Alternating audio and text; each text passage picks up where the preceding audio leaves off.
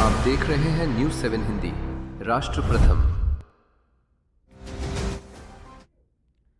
स्वागत है आप सभी का न्यूज़ 7 हिंदी में। मैं हूं आपके साथ मधुमिता। रुख करते हैं देश की बड़ी खबरों की ओर। लोकसभा में नेता प्रतिपक्ष और कांग्रेस सांसद राहुल गांधी ने प्रधानमंत्री नरेंद्र मोदी और गृह मंत्री अमित शाह को लेकर एक विवादित बयान दिया है, जिसमें उन्होंने प्रधानमंत्री नरेंद्र मोदी और अमित शाह को गद्दार कहा। उन्होंने आरएसएस पर भी निशाना साधा। राहुल गांधी ने कहा कि देश में आर्थिक तूफान आने वाला है, सरकार आपको नहीं बचा पाएगी। संसदीय क्षेत्र रायबरेली में पहुंचे राहुल गांधी ने कहा कि नरेंद्र मोदी ने हिंदुस्तान के आर्थिक सिस्टम को बेच दिया है। वे आपसे कहेंगे, रोएंगे और कहेंगे मेरी गलती नहीं है, लेकिन मैं आपको बता रहा हूं गलती सिर्फ नरेंद्र मोदी, अमित शाह और आरएसएस की है, क्योंकि उन्होंने संविधान खत्म किया है। सुनिए बयान।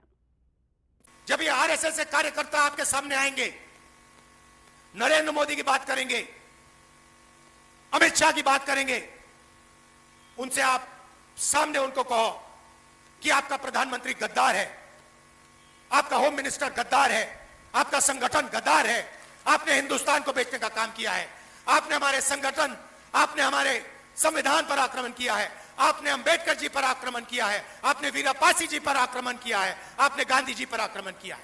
खुल के उनसे कहिए। जब ये आरएसएस के कार्यकर्ता राहुल गांधी के इस विवादित बयान पर बीजेपी ने भी पलटवार किया है। बीजेपी प्रवक्ता प्रदीप भंडारी ने कहा कि राहुल गांधी ने 140 करोड़ देशवासियों को गद्दार कहा है। राहुल गांधी का बयान पाकिस्तान जैसा है। राहुल गांधी ने 140 करोड़ देशवासियों को गद्दार कहा है। 140 करोड़ देशवासियों द्वारा चुने गए प्रधानमंत्री नरेंद्र मोदी को गद्दार कहकर राहुल गांधी ने स्पष्ट राहुल गांधी ने 140 करोड़ देशवासियों को गद्दार कहा है। 140 करोड़ देशवासियों द्वारा चुने गए प्रधानमंत्री नरेंद्र मोदी को गद्दार कहकर राहुल गांधी ने स्पष्ट कर दिया कि राहुल गांधी की वही भाषा है जो पाकिस्तान की भाषा है। राहुल गांधी की पार्टी को पाकिस्तान बैक करता है।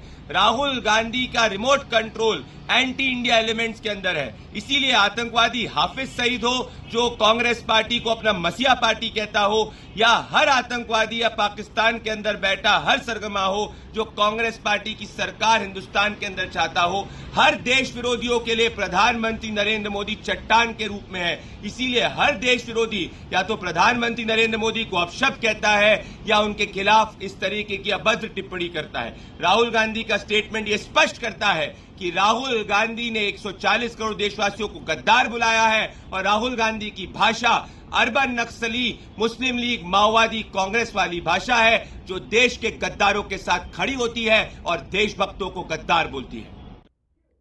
इसके अलावा बीजेपी प्रवक्ता राकेश त्रिपाठी ने उन्हें आदतन अपराधी करार दिया है। त्रिपाठी ने कहा कि राहुल गांधी आदतन अपराधी हैं। वो कई बार कोर्ट से फटकार भी पा चुके हैं। राहुल गांधी का अपनी भाषा पर नियंत्रण नहीं है और वो मानसिक संतुलन खो बैठे हैं। उन्होंने जो बयान दिया है, इसका खामियाजा पूरी कांग्रेस पार्टी को भुगतना पड़ेगा। राहुल गांधी मानसिक संतुलन खो बैठे हैं, बहकी बहकी सी बातें कर रहे हैं। उनकी भाषा, उनके भाव, उनकी भंगिमा ये बता रहे हैं कि कांग्रेस पार्टी आज कितनी दुर्दशा में है और इसीलिए लगातार वो आपत्तिजनक शब्दों का इस्तेमाल कर रहे हैं। हैबिचुअल ऑफेंडर हो चुके हैं, बार बार कोर्ट की फटकार पा चुके हैं, कई मुकदमे उनके खिलाफ पंजीकृत हैं, लेकिन देश के विपक्ष का नेता इस प्रकार की भाषा का प्रयोग करे, देश स्वीकार नहीं कर सकता है और राहुल गांधी को इसका खामियाजा भुगतना पड़ेगा। पूरी कांग्रेस पार्टी को इसका खामियाजा भुगतना पड़ेगा।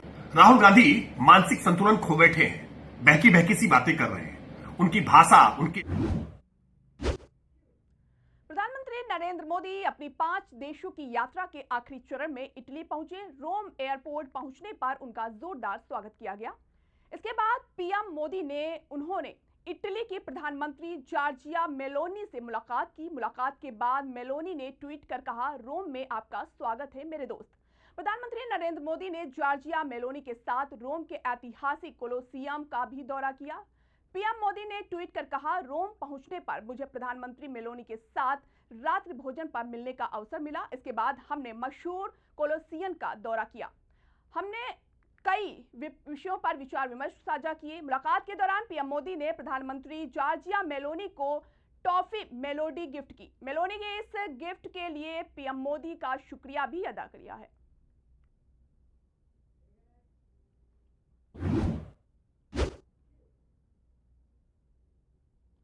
मुंबई के पायधुरी इलाके में एक ही परिवार के 4 सदस्यों की रहस्यमयी मौत का मामला लगातार उलझता जा रहा है। शुरुआती जांच के कई पहलुओं के बाद भी ये अब तक साफ नहीं हो पाया है कि मामला तरबूज खाने से मौत का है, आत्महत्या का है या फिर किसी अन्य वजह से हुई।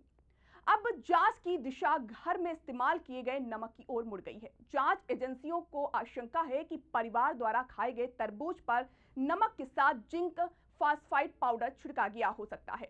इसी संभावना की पुष्टि के लिए नमक के नमूनों की दोबारा जांच कराई जा रही है। अब जांच एजेंसियां इस पहलू पर भी काम कर रही हैं कि जहर किसी पारिवारिक सदस्य ने आत्महत्या की मंशा से मिलाया था या फिर इसके पीछे किसी बाहरी व्यक्ति की साजिश है।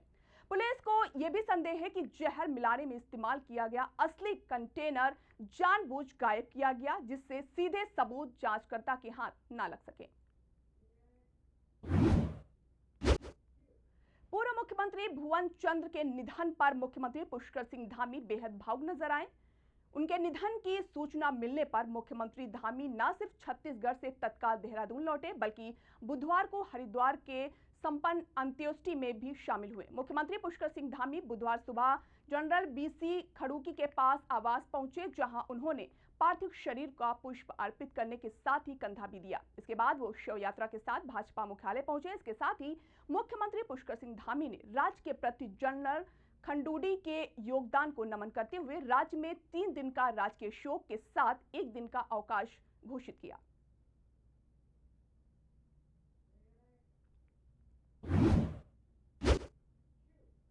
मध्य प्रदेश में दुष्यंत शर्मा की मौत के मामले में जांच के बीच पिता नवनीत शर्मा का एक बड़ा बयान सामने आया है। उन्होंने कहा है कि सुप्रीम कोर्ट से इस मामले पर तुरंत ध्यान देने और स्वतंत्र जांच कराने की मांग की है। उनका कहना है कि शुरू से ही उन पर दबाव बनाया गया और उन्हें जल्दी शव लेने के लिए भी कहा गया। उन्होंने ये भी कहा कि पोस्टमार्टम रिपोर्ट में कुछ जरूरी बातें नहीं दिखाई गई हैं, जिससे कई सवाल खड़े होते हैं।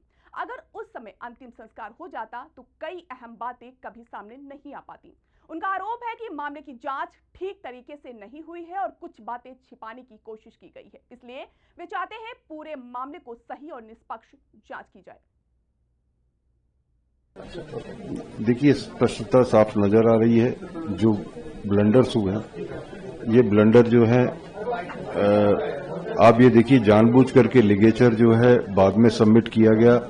बिफोर बेल उसको रोका गया। 15 तारीख को लिगेचर सबमिट किया गया उसकी फाइंडिंग के लिए, कि ताकि ये जो पहले अक्यूज है उसको ये प्री प्लान था। सारी जुडिशरी ने बैठ के इसको प्री प्लान किया है। ये साफ साफ इन्फ्लुएंस को दर्शाता है।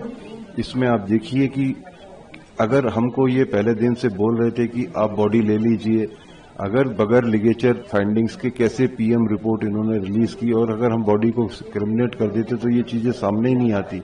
आज बॉडी की हाइट जो है कम दिखाई गई जानबूझ करके, कितने फैक्ट्स छुपाए गए हैं ये तो जांच के बाद ही पता लगते थे ना। आज ये खेला जा रहा है। ये चूंकि रसूखदार इसी न्याय के रक्षक हैं, यही भक्षक बन गए हैं, तो आप इसका सीधा साधा सबूत आज आपके सामने है कि किस तरीके से न्याय प्रक्रिया से मैनिपुलेट करके इन्होंने साक्ष्यों से छेड़छाड़ करी है। जानबूझ करके बॉडी को डिले किया है कि ताकि वो डिकम्पोज हो जाए, कि हमारे किसी काम की ना रहे, कि हम इसमें कुछ ज्यादा फाइंडिंग्स ना निकाल पाए। जानबूझ करके आज ये रिलीज दिया जा रहा है, प्रेस रिलीज दिया जा रहा है कि हमारे पास सुविधा नहीं है बॉडी को रखने के लिए। पत्र भी लिखा गया है कि डिकम्पोज हो रही है। मेरी सरकार से निवेदन है, प्लीज आज तो देखिए, अब तो देखिए आप, जो हम चिल्ला रहे थे, जिसका हमें आशंका थी, वही हो रहा है, आपकी नाक के नीचे हो रहा है। प्लीज लुक इनटू दिस, नहीं तो आपकी सरकार के खिलाफ ये नारी वंदन और ये लाडली योजना सब अपोजिट जाएगी। ये आप किसी अक्यूज्ड को बचाने के लिए पूरा सरकारी तंत्र काम कर रहा है। ये बड़ी शर्म की बात है देश के लिए। पुलिस ने भी दिया है कि हमें आपत्ति नहीं है। पुलिस ने बोला है कि आपत्ति नहीं है, पर पुलिस को उन्होंने प्रेस रिलीज करके ये दिया कि हमारे पास में हम सक्षम है बॉडी को प्रिजर्व करने के लिए। ये कितनी दर्दनाक बात है, ये मैं कहना चाहता हूँ। टाइमिंग को लेकर भी काफी संशय जी, इसमें संशय ही संशय है। ये पूरा केस फैब्रिकेटेड है, ये पूरा केस डूबियस है। पहले दिन से पुलिस ने खुद माना है कि उनके अधिकारियों द्वारा बहुत बड़ी गलती हुई है, उसके लिए इंक्वायरी अलग बैठ रही है, ऐसा पुलिस ने बोला है। अब आप लोग का क्या अभी हमारा अगला कदम यही है कि इन तथ्यों को देखते हुए हमें भोपाल के अंदर, एमपी के अंदर अपनी न्याय की उम्मीद लगभग खत्म हो चुकी है। हम स्वतंत्र जांच की मांग करते हैं, इसको तुरंत जो है एससी संज्ञान में ले और सिख स्वतंत्र जांच के लिए हमारी व्यवस्था करें। देखिए, स्पष्टता साफ नजर आ रही है, जो ब्लंडर्स हुए हैं, ये ब्लंडर जो है